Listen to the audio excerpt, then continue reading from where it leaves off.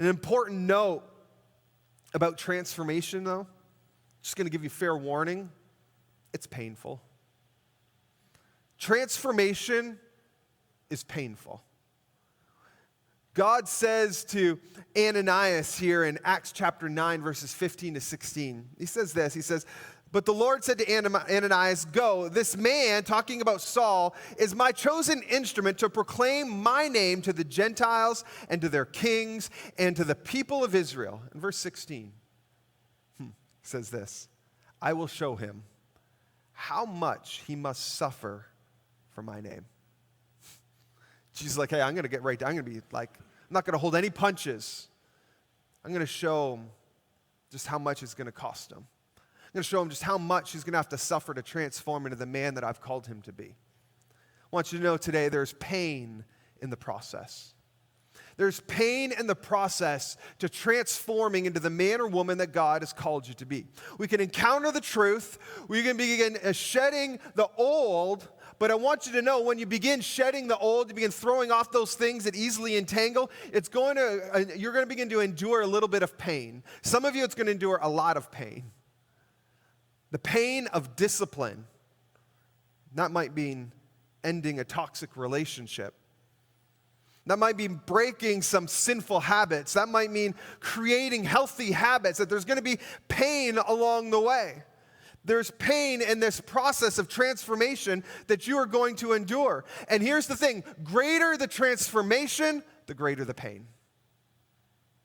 And often, it's the pain or discomfort that causes us to retreat.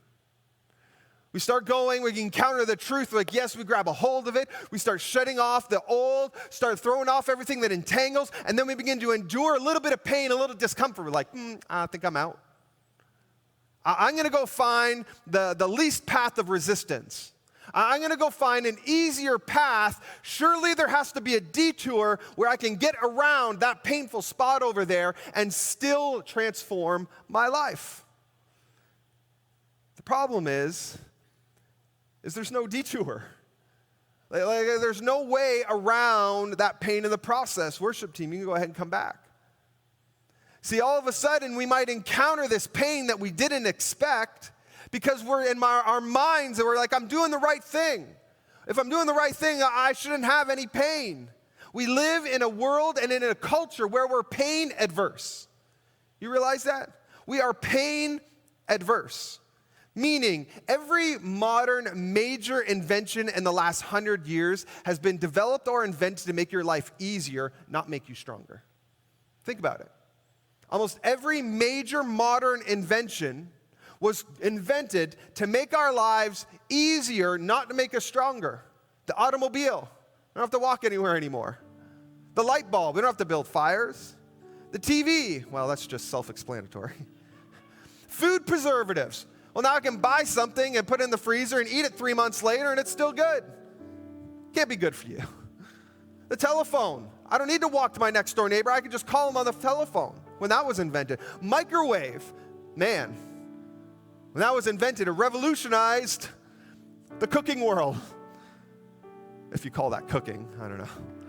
The internet. Smartphones. None of these major inventions that revolutionized and changed the world were invented that makes us stronger. Every single one of what it has done has made our lives easier.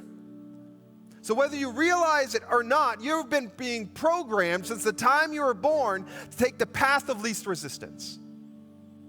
I'm going to take the easy way. You've been pre-programmed to take the path of least resistance.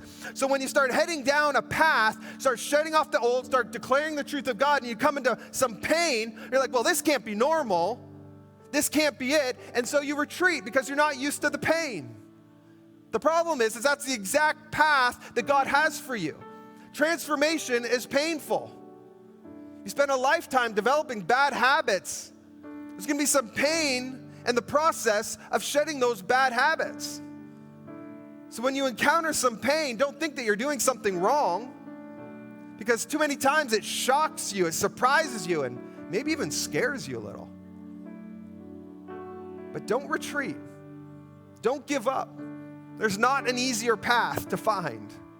Pain is part of the process of transformation. There's no shortcut. There's no microwave option when it comes to transformation. There's no light switch you can just go ahead and flip.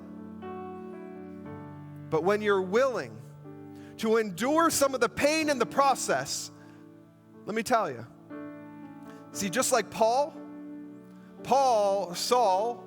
later changed his name was changed to Paul. He goes on to have his transformation of his life, and he goes and evangelizes almost the entire known world. Like the early church, he was the first missionary. He goes out and proclaims the gospel. It's because of Paul that the gospel got to the Roman world, all right? And that the gospel of Jesus spread the way that it did because of Paul, because he was willing to be transformed.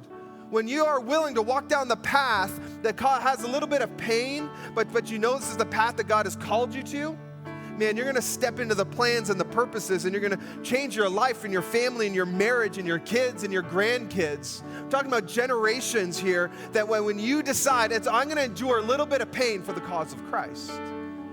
That is transformation. That is what it is to be a man or a woman of God. Don't retreat. Don't quit. Don't give up. You're going to encounter some truth. You're going to shed off the old. Yeah, there's going to be some pain in the process. But let me tell you, the gift at the end, when Jesus says, "Well done, thy good and faithful servant," it's what we live for. See the spread of the gospel.